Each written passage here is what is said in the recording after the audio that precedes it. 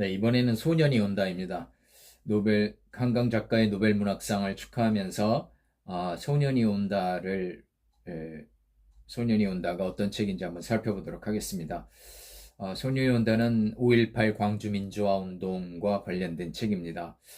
오랫동안 눈에 밟혀온 책이었습니다. 괴물 같은 정치인들의 이어지는 망언, 정치인 포함한 지식인들의 왜곡된 역사인식의 무력감으로 이 책을 조금 더 주춤하던 내 손을 이 책을 잡도록 만들었습니다.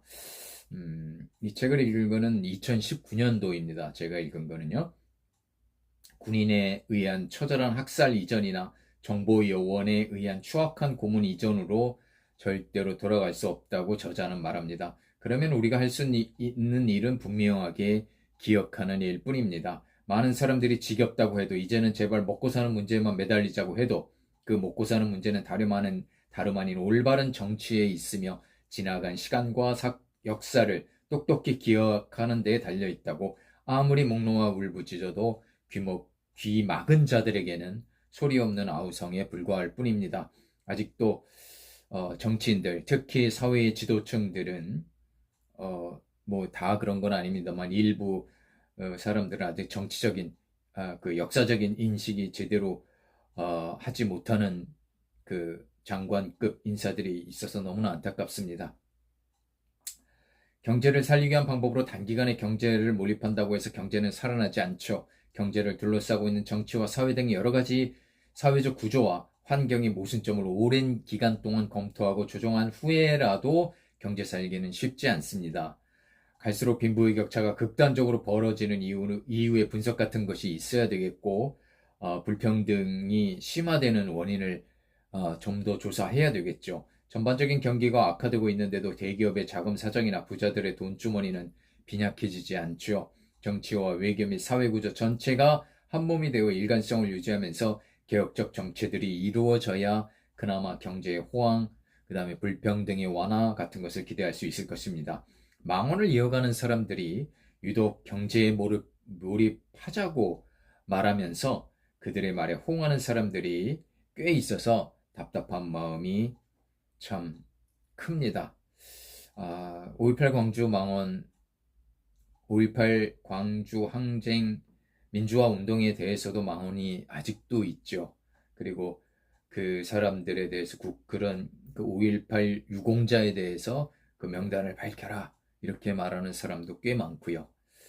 참 아직도 5.18 광주 민주화 운동을 폄하하는 사람들이 우리 시대에 같이 살고 있다는 게 참 부끄럽기도 하고 안타깝기도 하고, 그렇지만 이런 문학 작품은 그런 사람들이 안 읽겠지만 존재합니다. 그래서 역사는 잊혀지지 않는 것이죠. 16살의 동호는 실제 인물입니다. 5.18 민주화 혁명, 5.18 민주화 항쟁의 피해자죠. 동호의 죽음을 둘러싼 여러 피해자들의 아픔도 함께 반사되면서 그날의 아픔은 증폭됩니다. 애국가와 아리랑, 물, 주먹밥, 딸기, 헌혈, 트럭, 총, 장갑차, 공수부대, 저격수, 고문 형사, 군인 대통령, 이런 소재 하나하나마다 작지만 강렬한 진동이 느껴집니다. 그 진동의 파동은 아직도 시퍼렇게 살아있는 피해자와 그의 가족 및 우리들에게 고스란히 전해지죠. 아픔은 절대 잊히지 않습니다. 잊어서도 안 되고요. 잊으면 또다시 똑같거나 비슷한 일이 반복됩니다. 과거보다는 미래를 보며 살자는 사람들의 가면 속에 숨은 냉수의 얼굴을 볼 줄 알아야 되겠죠. 과거를 잊은 민족은 없다. 그러면 다시 반복된다. 이런 그런 좋은 말들이 있음에도 불구하고 자꾸 과거에 머물러 있지 말자. 미래로 향하자. 이렇게 말하는 사람들이 꽤 있습니다. 제대로 된 과거를 우리가 보지 못하면 그 비슷한 미래가 또 펼쳐질 겁니다. 그렇기 때문에 과거는 과거대로 분명하게 인식을 하고 가야 됩니다. 태극기로 고작 그걸로 감싸보려던 거야. 우린 도륙된 고깃덩어들이 아니어야 하니까 필사적으로 묵념을 하고 애국가를 부른 거야. 책에 나오는 문장 중에 하나입니다. 도청이나 여러 병원에서 옮겨온 관이 있는 상무관에는 시체 썩는 냄새가 가득하다. 친구의 시체를 찾던 동호는 시체를 닦고 정리하는 고 3인 은숙 누나와 양장점 미싱사인 선주 누나와 함께 시체의 인적 사항 등을 파악하여 장부에 기록하려 하는 일을 한다. 서울에서 대학을 다니다 온 진수영은 연락병 역할을 한다. 유족들은 군인들이 죽인 시체를 넣은 관에 태극기를 감싸고 짧은 추도식에서 애국가를 부른다. 지난 겨울 동호는 외할머니의 임종을 지키면서 어린 새 같은 것이 빠져나가는 모습을 목격했다. 상무관에 있는 사람들의 혼도 역시 마찬가지로 생각된다. 동호와 함께 시위 대열에 있던 친구 정대는 총에 맞는다.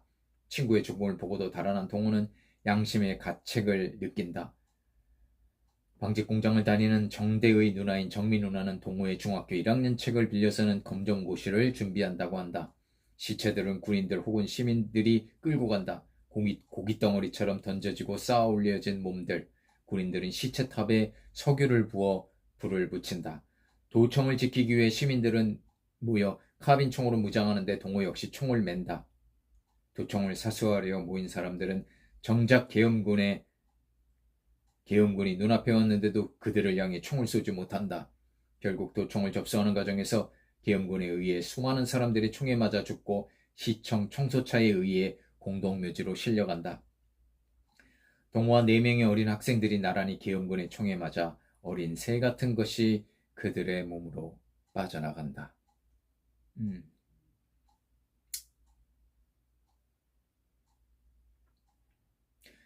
서울소재대학 2년을 마치고 휴학한 후 작은 출판사에 취직한 김은숙은 형사에게 번역자의 행방을 추구하는 취조를 당하며 7대의 뺨을 세차게 맞는다. 시청 검열과에서 가제본 제출과 반납받는 일은 그녀의 주된 일이다. 가제본에는 수치된 문장들과 페이지들이 가득하다. 수배 중인 번역자 이름 대신 미국으로 이민 간 편집장의 친척 이름으로 군중을 주제로 한 입문서는 발간된다. 사법경찰의 감시하에 연극이 공연되는데 삭제된 희곡집의 대사가 배우의 입모양으로 전달된다. 은숙은 청소차에 실려간 동호의 모습이 연극 내의 소년의 모습으로 살아온다. 수감된 방에는 남자만 90명쯤이다. 그들은 모두 정좌한 상태로 철창만 바라봐야만 했다. 처참한 폭력과 고문이 반복된다. 식판 하나에 2사람이 한조가 되어 음식을 먹는다. 심한 성고문까지 당한 김진수는 7년형을 받고 이듬해 성탄절 특사로 풀려났지만 나중에 자살로 생을 마감한다. 겨우 목숨을 건진 사람들은 불명과 악몽에 시달리는 삶이 이어진다. 수많은 진통제와 수면 유도제 없이는 삶을 연명하기 어려운 상황이었다. 영원히 정신병원에서 살아야 하는 사람들도 있다. 살아있다는 사실이 매일 매순간 치욕이 되어 양심을 찌르며 괴롭히기도 한다. 캄보디아에서는 200만 명은 더 죽였습니다. 우리가 그렇게 못할 이유가 없습니다. 1979년 부마항쟁 진압 시 차지철 대통령 경호실장의 말입니다. 만 43세의 임선주는 어느 날 책 발간을 위해 증언을 좀 해달라는 요청을 받는다. 너무나 끔찍한 일이라서 어떻게 증언을 할지 망설인다. 20살까지 여공생활을 한 그녀는 하루 15시간 동안 한 달에 2일만 쉬며 일을 했으며 하루 2알씩 타이밍을 먹어가며 버티었다. 그렇게 일을 해도 봉급은 남자 직원의 반에 불과했다. 결국 광주 충장로로 내려가 미싱사 시다로 일하였고 21살에는 미싱사가 되었다. 도청에서의 경험은 미싱사로 일할 때의 일이다. 동호 어머니는 도청에 가서 동호를 데려오려 했지만 동호는 6시에 온다고 했다. 그는 오지 않았다. 유족회에 다니면서 살인자인 군인 대통령이 내려왔을 때 데모를 하다가 잡혀가기도 했고 서울의 집회에 참여하기도 했다.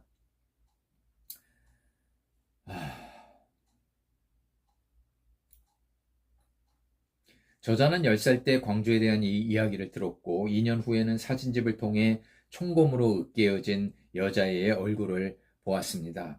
상무관, 전남대의 5.18 연구소, 상무지구의 5.18 문화재단 등을 둘러보고 동호가 다닌 중학교에 가서는 그의 사진도 봅니다. 5.18 연구소 전시실에서 상영된 영상은 반복해서 보았습니다. 그 영상에 동호가 보였기 때문입니다.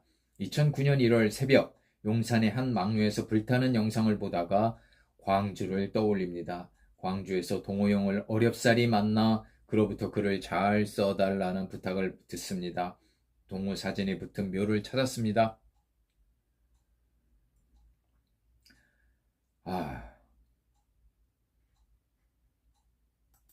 동호의 오른쪽과 왼쪽도 고등학생으로 보입니다. 그들의 무덤에 준비해간 초를 켭니다. 무슨 스릴러도 아닌데 저자의 글은 정말 독자로 하여금 몰입하게 합니다. 각 인물의 사연들이 퍼즐처럼 조각조각 이어집니다. 큰 그림을 먼저 본 후에 각 조각씩 들여다보고 만져본 후에 다시 큰 그림을 봅니다. 사건이 좀 더 분명해지면서 나무와 숲이 동시에 어른거립니다. 다큐멘터리를 닮은 르뽀에서 문학적 감수성이 풍부하게 느껴집니다. 역사는 분명하게 기억되어야 하고 그러려면 철저한 분석과 해석이 끊임없이 이어져야 합니다. 지나간 역사가 지겹다고 말하는 사람은 역사를 말하는 게 아닙니다. 자신의 정치성을 송두리째 부정하는 행위죠. 그런 사람들은 그냥 짐승처럼 살면 됩니다. 루소의 글에서 어느 누가 말한 내용이 생각이 납니다. 사람과 짐승의 차이보다는 사람들 간의 차이가 더 심한지도 모른다는 말입니다. 5.18을 바라보는 사람들 중에서는 이런 차이가 있습니다. 사람과 짐승의 차이보다 사람들 간의 차이가 더 심하다는 루소의 말입니다. 아무도 내 동생을 더 이상 모독할 수 없도록 써야 합니다. 동호 형의 말입니다. 5.18 광주민주화운동 언제나 기억하고 더 파헤칩시다. 우리가 모르고 있는 게 더 나올지도 모릅니다. 아직도 5.18 영령들은 참 우리들을 지켜보고 있을 것입니다. 5.18 민주화운동을 위해서 희생된 동호의 이야기였습니다. 네.